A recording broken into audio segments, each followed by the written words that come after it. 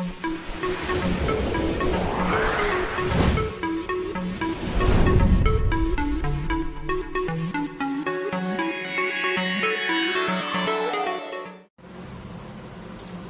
प्यारे बच्चों, जरूरी नहीं है कि जीवन के हर कदम पर सभी लोग आपके साथ हों, तो इसलिए आप हमेशा स्ट्रांग रहें। ठीक है, जीवन में हमेशा हिम्मत से काम लें, ये आपके लिए बहुत जरूरी होता है, बल्कि हम सभी के लिए ये बहुत जरूरी होता है।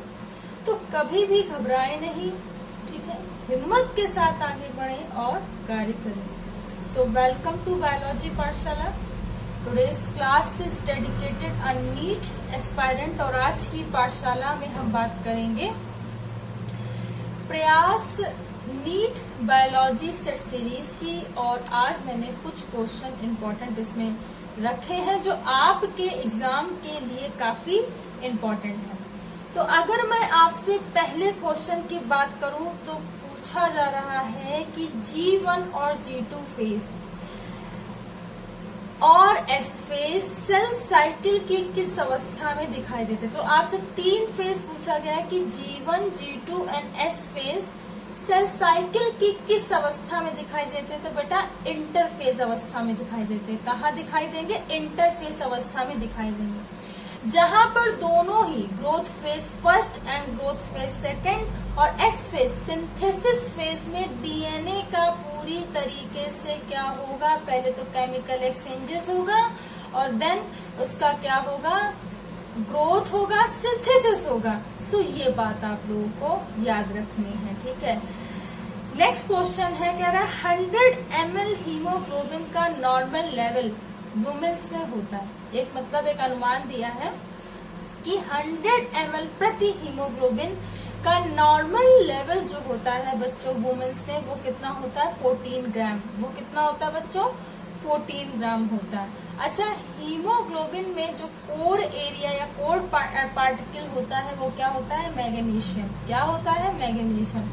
एक हीमोग्लोबिन 4 ऑक्सीजन को कैरी कर सकता है। कितने ऑक्सीजन को बच्चों कैरी करेगा? 4। कितने करेगा? 4। तो 4 को आप लोगों को याद रखना है। नेक्स्ट क्वेश्चन है, कह रहा है कि डेंटल फॉर्मूला ऑफ रैट है।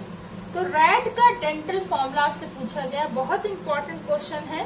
तो 1003 हॉरिजेंटल, यानी कि जैसे आप लोग अपॉन से याद रखते हो, 1003 ये फॉर्मूला होता है। 1003 हॉरिजेंटल लाइन 1003 ये होता है बेटा रैट का डेंटल फॉर्मूला। इसे आप लोग याद रखेंगे। उसी तरीके से ह्यूमन का डेंटल फॉर्मूला होता है 2123 हॉरिजेंटल लाइन 2123 इंटू 2। तो ये याद रखना है। ठीक है, इसमें भी इंटू 2 ही लगता है। ठीक है, ये बात याद रखेंगे। ठीक, तो उससे आप टोटल नंबर ऑफ टीथ निकाल सकते हैं। नेक्स्ट क्वेश्चन है, कह रहा है किस प्रकार का रिस्पायरेटरी ऑर्गन स्पाइडर और स्कॉर्पियन में पाया जाता है। तो स्पाइडर और स्कॉर्पियन में बुक लंग्स पाए जाते हैं और इसी के थ्रू इनका ब्रीथिंग का प्रोसेस होता है। याद रखेंगे, स्पाइडर और स्कॉर्पियन में कैसा पाया जाता है बेटा? बुक लंग पाया जाता है। क्यों? क्योंकि लंग्स जो होते हैं कि बुक के फॉर्म में होते हैं, अरेंज होते हैं। ठीक है, उनकी जो ऑक्यूरेंस है इसी तरीके से होती है, तो इसे कहते हैं बुक लंग। आर्थ्रोपोडा का एक स्पेसिफिक कैरेक्टर होता है। नेक्स्ट क्वेश्चन है, कह रहा है कि बंडल ऑफ फिश नेटवर्क होता है। तो बंडल ऑफ फिश जो होता है, जब कॉन्ट्रेक्शन की जो वेव्स होती हैं, जब सर्कुलेशन होता है, तो बंडल ऑफ फिश भी का वर्क करता है और वो होता है नर्व फाइबर जो डिस्ट्रीब्यूट होता है हमेशा वेंट्रिकल में। कहाँ होता है बेटा? वेंट्रिकल में। ठीक, नीले में। तो ये क्या होता है? नर्व फाइबर होता है जो हमारा हमेशा विस्तारित होगा निलय में। So nerve fibre are distributed in a ventricle, ये बात याद रखेंगे। नेक्स्ट क्वेश्चन है, कह रहा है accessory excretory organ of man है। तो एसेसरी एक्सक्रीटरी ऑर्गन सहायक उत्सर्जी अंग ऑफ मैन, यानी कि मानव का सहायक उत्सर्जी अंग है। तो कौन कौन सा? पहला तो स्किन होता है। पहला क्या होता है बच्चों? स्किन होता है। दूसरा लंग्स होता है। तीसरा लीवर होता है। चौथा इंटेस्टाइन होती है। तो ये याद रखना, बहुत इंपॉर्टेंट क्वेश्चन है। पहला स्किन, दूसरा लंग, चौथा क्या होता है, इंटेस्टाइन होता है। तो ये बात आप लोगों को याद रखनी है। नेक्स्ट क्वेश्चन है, कह रहा कि मसल्स फैटिजी किसके कारण होता है। तो मसल्स फैटिजी जो होता है वो क्या होता है, मसल्स का बच्चों क्या होना, बढ़ना, उसे बोलते हैं मसल्स फैटिजी। तो होता क्या है कि जो ग्लूकोज होता है, ग्लूकोज का कन्वर्जन होता है ग्लाइकोजन में, लेकिन ये ग्लाइकोजन अगर लैक्टिक एसिड में कन्वर्ट हो जाता तो मसल्स फैटिजी हो जाता है, ठीक है। और इसे एक वैज्ञानिक ने बताया था कोरी साइकिल के थ्रू, ठीक है। तो ये कोरी साइकिल के थ्रू होता है, बहुत डिटेल में अगर हम लोग जाते हैं तो इसे डिस्क्राइब करते हुए पढ़ते हैं। तो बेसिकली मसल्स फैटिजी लैक्टिक एसिड के कारण होता है। किसके कारण होता है, लैक्टिक एसिड कारण होता है। और मैंने बता दिया कि क्यों होता है, ये भी मैंने बता दिया। तो कभी कभी ज्यादा वर्कआउट से भी ना, ज्यादा मतलब वर्कआउट करते, ज्यादा एक्सरसाइज करते, उससे मसल्स फैटिजी हो जाता है। नेक्स्ट क्वेश्चन है, कह रहा बोन्स बिकम फ्रेजाइल, यानी बोन्स जब फ्रेजाइल हो जाए मतलब बिखर जाए, मतलब कहने का मतलब अलग अलग सी हो जाए, मुलायम सी हो जाए, सॉफ्ट सी हो जाए। फ्रेजाइल का मतलब था सॉफ्ट होना, कोमल होना, ठीक, टूट जाना, soft soft thread like structure में टूट जाना, ठीक है। तो इस तरीके से समझिए, तो वो होता है ऑस्टियोपोरोसिस, एक डिसीज होती है बोन्स में, वो हो जाती है तब जो बोन्स होती है फ्रेजाइल हो जाती है। कैसी हो जाती है, फ्रेजाइल हो जाती है। नेक्स्ट है, वोमिटिंग का सेंटर कौन सा होता है, मतलब पूछा जा रहा है। तो वो होता है मेड्यूला ऑब्लोगेंटा। वो क्या होता है, मेड्यूला ऑब्लोगेंटा होता है। रिस्पायरेशन का भी सेंटर मेड्यूला ऑब्लोगेंटा होता है, ठीक है। रिस्पायरेशन का सेंटर क्या होता है, मेड्यूला ऑब्लोगेंटा होता है। वोमिटिंग का सेंटर क्या होता है, मेड्यूला ऑब्लोगेंटा होता है। अच्छा, शरीर में, ठीक है, ताप के नियंत्रण के लिए हाइपोथैलेमस काम करता है। क्या काम करता है, हाइपोथैलेमस काम करता है, ये याद रखोगे, ठीक है। नेक्स्ट क्वेश्चन है, कह रहा है कि एम्ब्रियो की 16 सेल अवस्था कहलाती है। तो एम्ब्रियो जब 16 सेल्स को दिखाने लगे तो उसे कहते हैं मारुला। तो 16, 32, 64, 132 आप बढ़ाते जाइए, ठीक है। तो मारुला, ब्लास्टला, गैस्ट्रा, ब्लास्टोमियर, इस तरीके से वो क्या होती है, बढ़ती जाती है। तो 16 सेल्स जो होती है वो होती है मारुला। नेक्स्ट क्वेश्चन है, सहेली जो एक ओरल कॉन्ट्रासेप्टिव, ठीक है, पिल्स है, ठीक है, फीमेल्स के लिए, ये किस संस्था ने बनाई है। तो ये CDRI लखनऊ ने बनाई। किसने बनाई है, CDRI लखनऊ ने बनाई है। तो ये याद रखेंगे, central drug research institute Lucknow ने ये बनाई है, तो ये बात याद रखेंगे। नेक्स्ट क्वेश्चन है, कह रहा है कि एन्यूप्लाइडी होता है। तो जब नंबर ऑफ क्रोमोसोम में कुछ एबनॉर्मलिटी आ जाती है तो कुछ क्या होता है कि कभी कभी जीन का जो नंबर होता है बढ़ जाता है, कभी कभी कम हो जाता है। तो एन्यूप्लाइडी क्या होता है, 2n+1 होता है। मतलब नंबर ऑफ क्रोमोसोम क्या हो जाए, 2n+1 हो जाए। कुछ ऐसी एबनॉर्मलिटी को हम लोग कहते हैं, ऐसे डिसऑर्डर को कहते हैं एन्यूप्लाइडी। क्या कहते हैं, एन्यूप्लाइडी। और जिसका सिंबल क्या होता है, 2n+1। क्या होता है, 2n+1। अब कह रहे हैं next, recapitulation theory.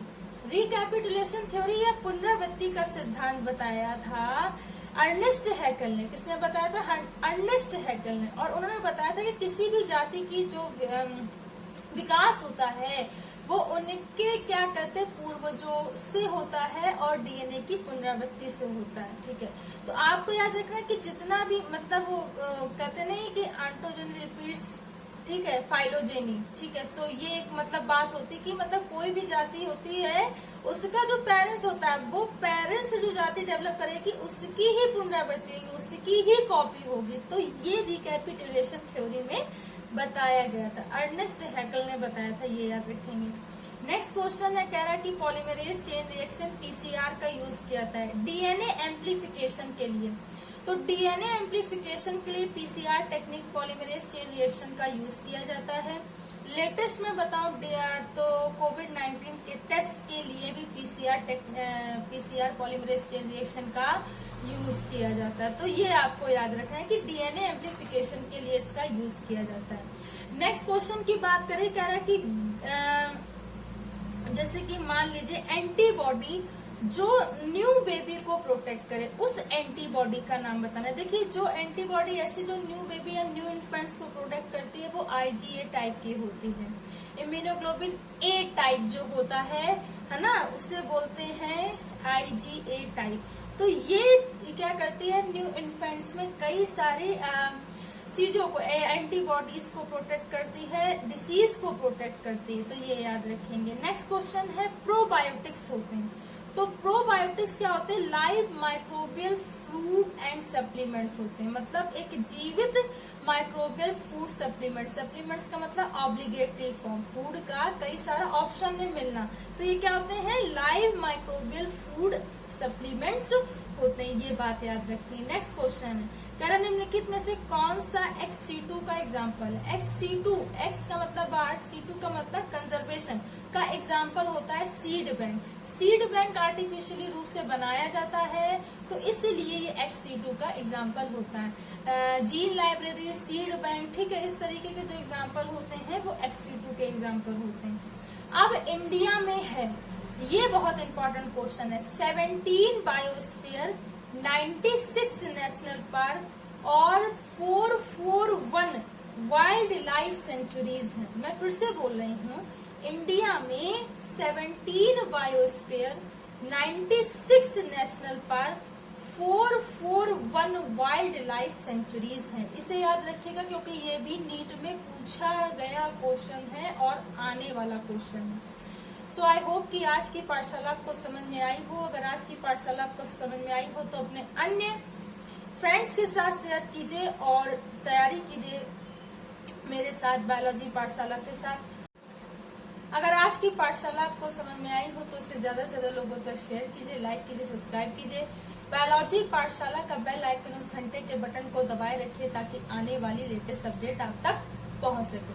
Thanks to all student to watch my Pathshala. Thanks again and keep watching.